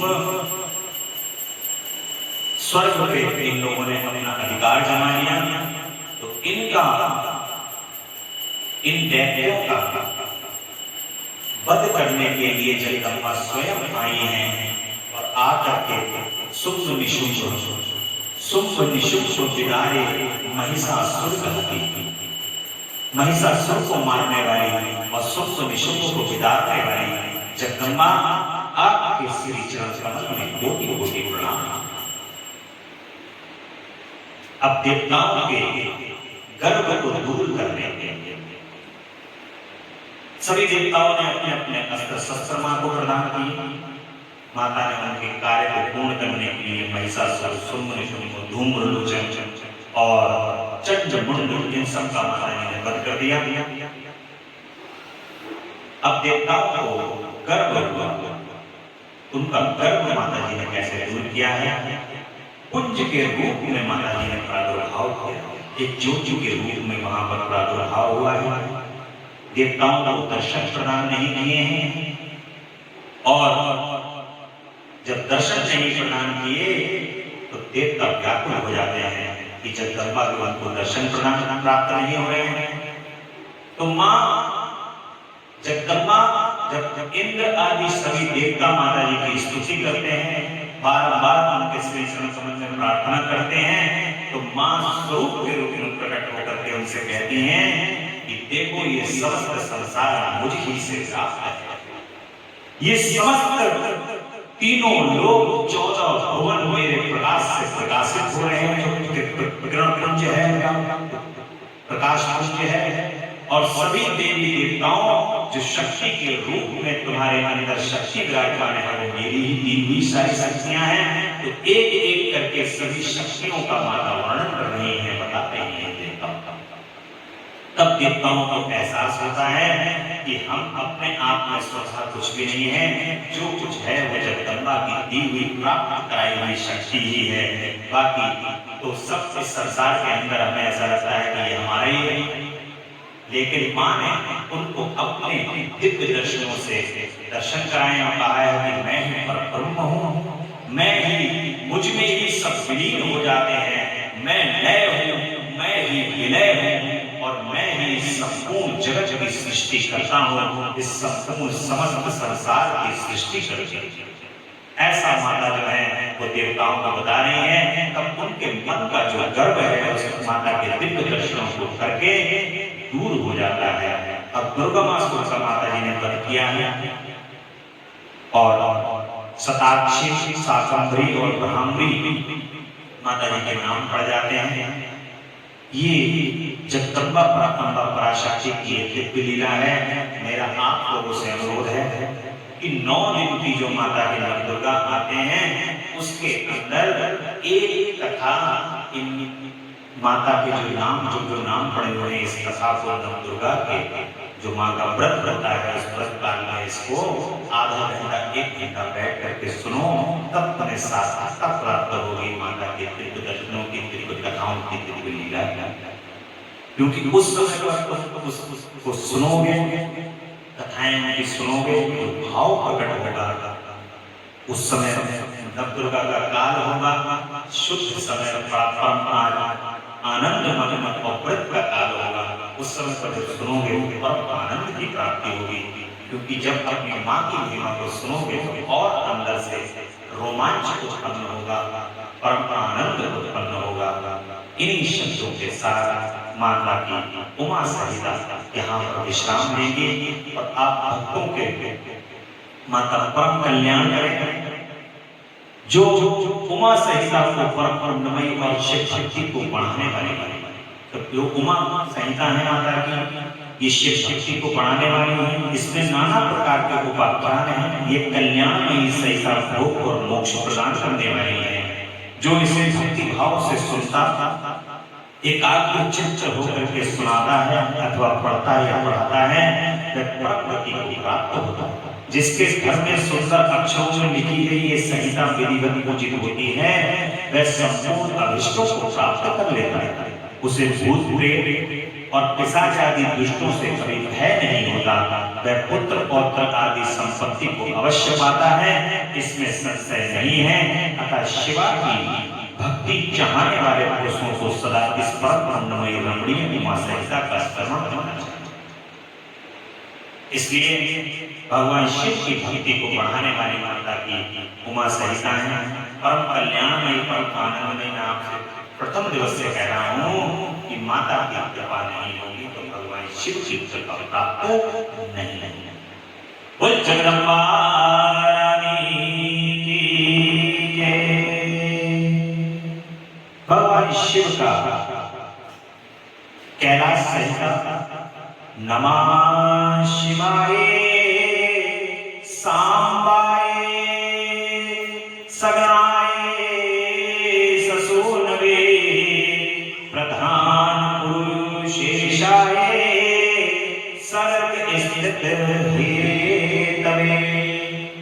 भगवान की कैलाश संहिता है, जिसमें ऋषियों का सूर्य से और वामदेव जी का स्कंद से प्रश्न है, जो भगवान के प्रणव का ज्ञान प्रदान करने वाले हैं। ओम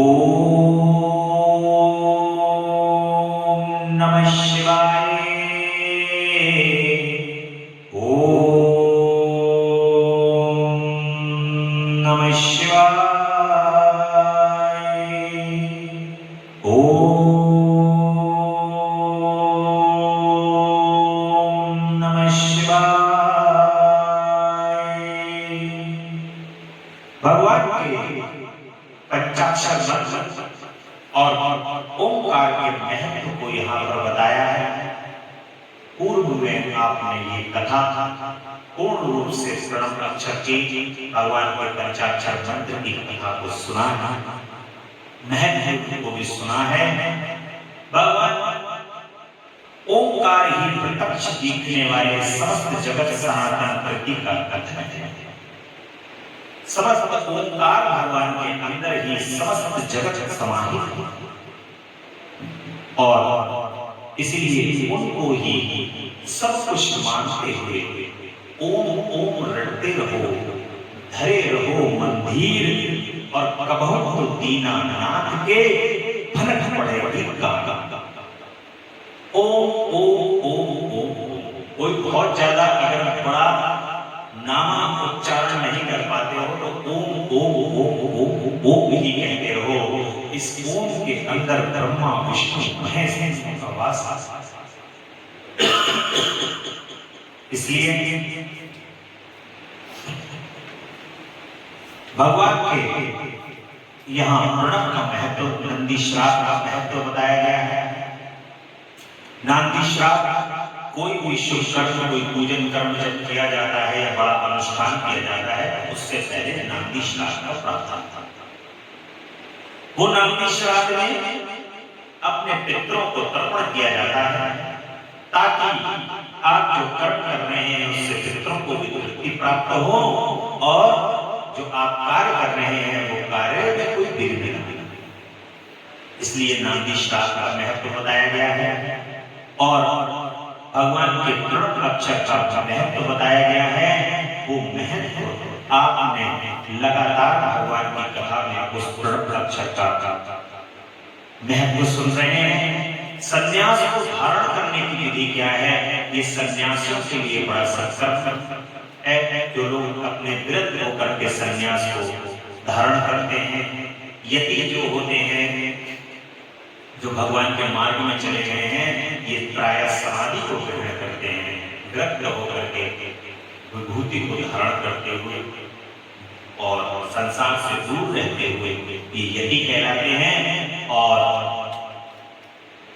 इनके सभी कर्म को बताया गया है कि कर्म किस प्रकार करना चाहिए। वो कर्म हमारे शास्त्रों के हिसाब से शास्त्र के अंदर सभी कर्म करना चाहिए।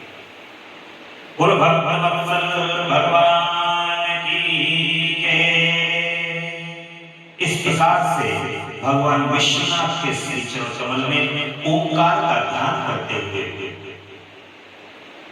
और जो भगवान के प्रणव है ओंकार, उनका ध्यान करते हुए, भगवान के पंचाक्षर मंत्र का ध्यान करते हुए विश्वनाथ के चरणों में सायुज्य रूपा अनुपम और उत्तम मुक्ति का चिंतन किया करो। मैं गुरुदेव की सेवा के लिए मंदिर का सब तीर्थ जाऊंगा और तुम्हें फिर मेरे साथ संभाषण और सत्संग का अवसर प्राप्त होगा, ऐसा सूत जी कह रहे हैं। और वायु संस्था की ओर हमारी कथा प्रवेश कर रही है। बोलो भगवान की जय। परम अमृत रूपी और आनंद रूपी भगवान की ये कथा का कल विश्राम दिवस। भगवान की कथा कभी भी रुकती नहीं है, पर विश्राम तो केवल भगवान की कथा का कल दिवस के रूप में होगा। जो दिवस है उसमें कथा का विश्राम होगा।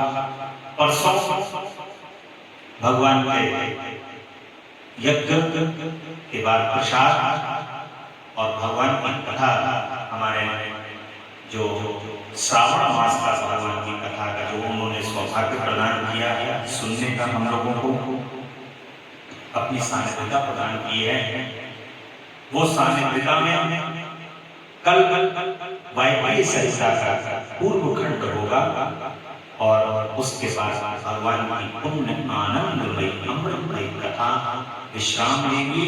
परंतु ये विश्राम हमें अपने जीवन में नहीं जाना है, ये विश्राम को निरंतर करते रहना है, चलते रहना है, चलते रहना है भगवान के रास्ते। संसार में तो जो अपना भाग्य जैसा लेकर के आया है वैसा उसको प्राप्त होना मिलना,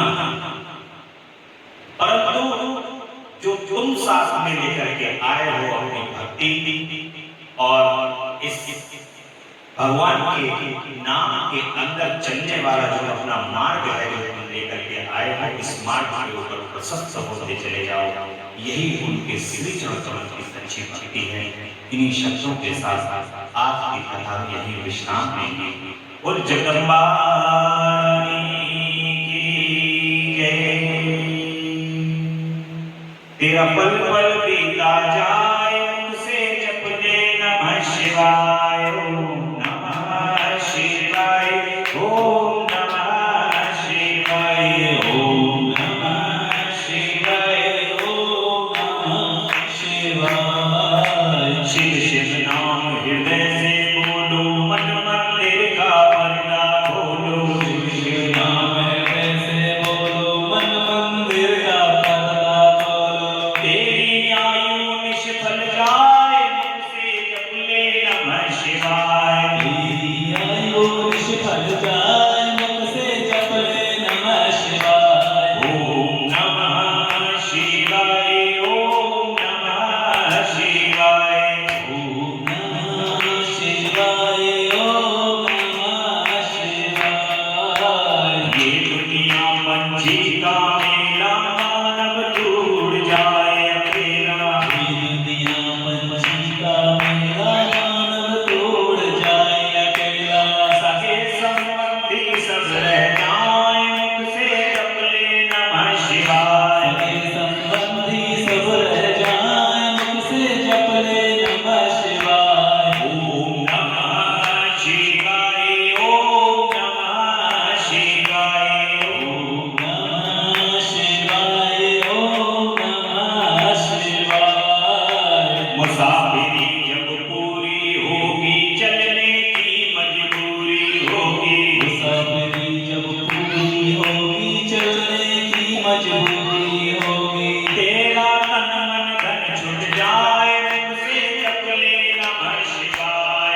रात